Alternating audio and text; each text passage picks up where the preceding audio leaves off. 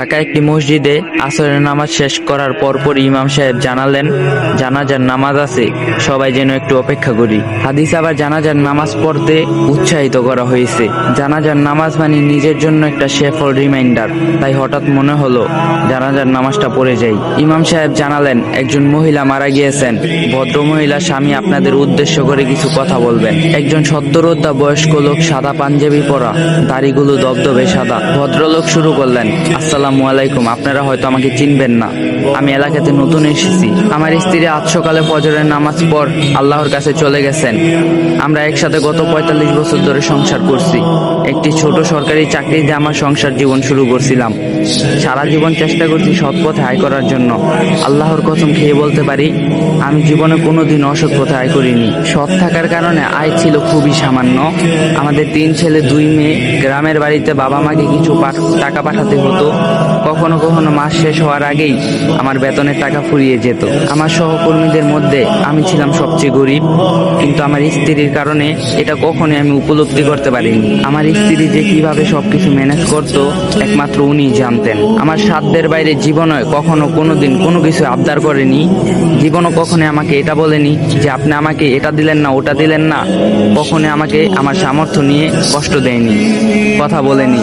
আমার জীবনে ওনাকে সন্তুষ্টই দেখেছি। আমার বাবা মা মারা যাওয়ার ৪-৫ বছর আগে আমাদের সাথেই থাকতেন। আমার স্ত্রী আমার বাবা মাদের যথেষ্ট পরিমাণ খেদমত করতেন। কখনো এটা বলেনি আপনার বাবা মাকে খেদমত করার দায়িত্ব আমার মধ্যে পড়ে না। সত্যি কথা বলতে, পেনশনে টাকা পাওয়ার পর হজে নিয়ে যাওয়া ছাড়া আমি তেমন কিছু ওনাকে দিতে পারিনি। তারপরেও উনি কোনোদিন আমাকে কষ্ট দিয়ে কথা বলেনি। আমার স্ত্রী একজন নেককার মানুষ ছিলেন। উনি উত্তম আচরণের অধিকারী ছিলেন, আত্মীয়ের হক রক্ষা করছেন, পরপাক্রিয়া ছিলেন, স্বামী সন্তানের হক আদায় করছেন। ওনাকে আমি কখনোই নামাজ কাজা করতে দেখিনি।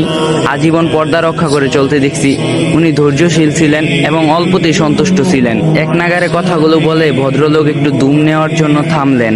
এরপর আবার বলতে শুরু করলেন, আমি আসলে আমার স্ত্রী হয়ে আপনাদের কাছে মাফ চাওয়ার জন্য কথাগুলো বলছি না। যে নারী ৪৫ বছর ধরে তার স্বামী সন্তান এবং আত্মীয়র হক রক্ষা করছেন, তিনি অন্য কারো হক নষ্ট করতে পারেন না। একজন জান্নাতি নারীর মধ্যে যা যা বৈশিষ্ট্য থাকা প্রয়োজন, তার সবই আমার স্ত্রীর মধ্যে ছিল।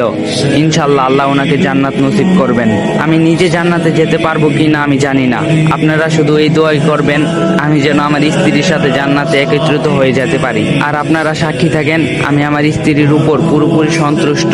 আল্লাহ যেন ওনাকে মাফ করে দেন। পুরো মসজিদ ভর্তি মুসল্লি একসাথে বলে উঠল, আমিন আমিন আমিন। সাধারণ জানাজার নামাজে আগে মৃত লোকের চর্চা, 30 সেকেন্ড থেকে 1 মিনিট বক্তব্য। এই ভদ্রলোক টানা 4-5 মিনিট তার স্ত্রী সম্পর্কে বললেন। কোনো মুসল্লি এতটুকু বিরক্ত প্রকাশ করলেন না। সবাইকে মুগ্ধ কণ্ঠে একজন জান্নাতি নারীর কথা শোনালেন। হাদিসে এসেছে, একজন মুমিন মুমিনার জীবনে তার রবের তরফ থেকে সর্বোত্তম রিজিক হচ্ছে একজন নেককার স্বামী এবং স্ত্রী। এ ভদ্রলোকের কথা শুনে যেন সরাসরি ওই হাদিসের প্রমাণ পেলাম। মসজিদ থেকে বের হলাম এবং অপূর্ব ভালো লাগা নিয়ে সুখী মানুষদের কথা শোনার মধ্যে একটা সুখ আছে। আর এই ভিডিওটা যদি আপনাদের ভালো লাগে, তাহলে 3টা করে